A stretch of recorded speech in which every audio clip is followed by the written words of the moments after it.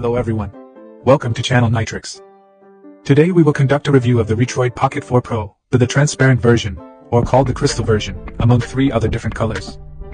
This version that comes with the processor for MediaTek Dimensity 1100 processor and 128 internal space, with the possibility of adding external space.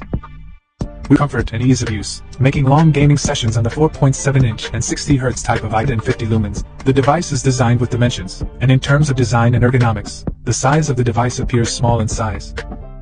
As it comes in a width of 18.4, it has been designed for comfort and ease of use, making long gaming sessions on the 4.7-inch touchscreen enjoyable. The device weighs 268.2 grams. The Retroid Pocket 4 Pro is to have better handheld. The innovative active cooling system with a built-in fan ensures that also see that they have moved the Android home back buttons and start select to the face of the device. That's something that we would class as a must-have feature, and we were not too happy with in the Retroid Pocket 3 Plus design. Up like so. The hard drive does make a noise. There is a fan in the Console X5 Pro, and just want to say, here we go. Booting it up, you are greeted with this menu. And just want to say, this is what's included. I was curious about it, want to share with it. You're getting something like this, and so you can go into the app. There is a settings as well. This is just kind of a quick overview, and you go over to there, and in the instruction manual, which is important, you go to the Pegasus, and it'll boot up, and there you go. PS2, PSP, PlayStation, Saturn, 32X, Sega CD, SG-1000, Super Nintendo, Super Graphics, even Switch, wow. TurboGrafx 16, CD, Virtual Boy, Wii, WonderSwan, WonderSwan Color, Sharp 68,000, 3DO, 3DS, Atari 2600, Atari 5200, Atari 7800, Jaguar, cool, Lynx, ColecoVision, Capcom 1, 2, and 3, Dreamcast, Famicom, GameCube, Game Gear, Game Boy, Game Boy Advance, Game Boy Color, Sega Genesis, MAME, Sega Master System, MSX, Nintendo 64, Naomi, Nintendo DS, Neo Geo, Neo Geo CD, NES, Neo Geo Pocket, Neo Geo Pocket Color, and PlayStation 2.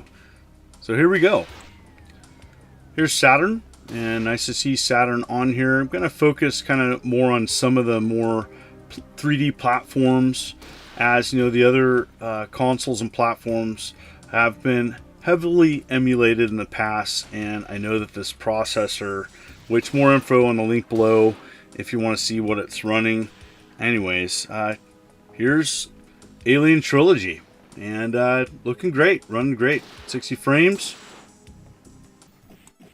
Here's 32X, and I do put the frame rate on the screen there, and it seems to be running great. You know, I'm just a big fan of this game in particular on the 32X. I know the 32X doesn't get a lot of love, but nice to see this running great. This may be an option for people that, you know, don't have their old consoles anymore. You know, a lot of these games are not available on the market, so nice to see it run here at least.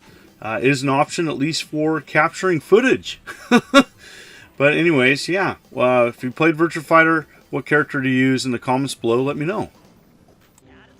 Here is Power Stone Collection running on PlayStation Portable emulation.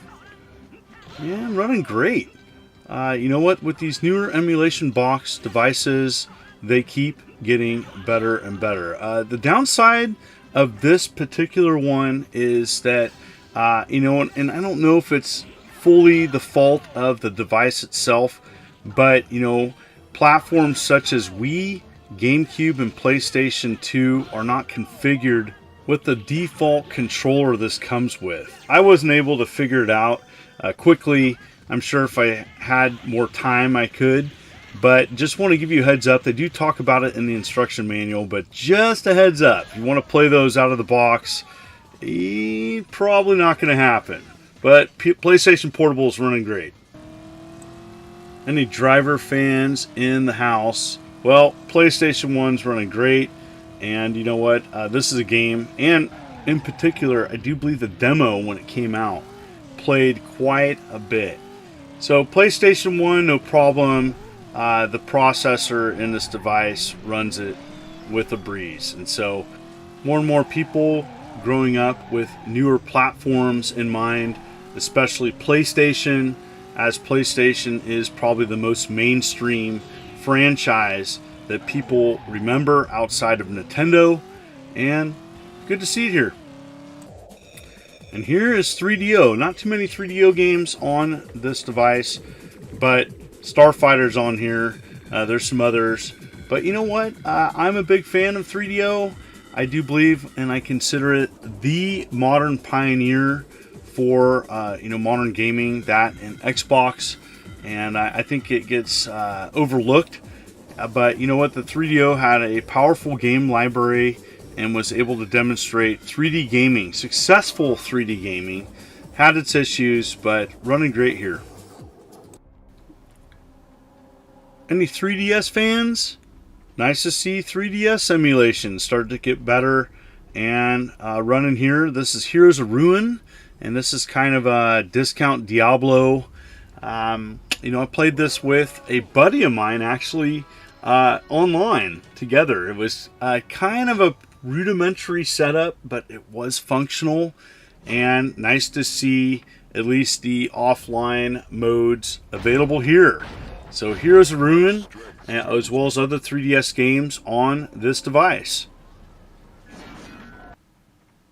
And here's Atari Jaguar, a console that is very expensive to purchase now, and you know what, had a pretty limited library when it came out back in the day, and many of the games are not available anymore or won't be re-released. And so there is a few games on the Atari 50 collection. Nice to see that. Would like to see more. But here's Alien vs. Predator, which is probably one of the better games on the library and included on the device. Here's Sega Dreamcast, and I think it's running functional. 35 frame rates per second. So I don't know if it's optimal, but you know what? To me, not bad. Looks great, and so I didn't hear any audio stutter, as you know, with some other devices, especially older ones, you hear that. So nice to see Dreamcast here, at least running functional, and that's good to see that. There's a lot of people that have fond memories, including myself, with the Sega Dreamcast. And I'm sure I could tweak in the settings to make it even run better. Here's Rayman 2, and running great on N64 emulation.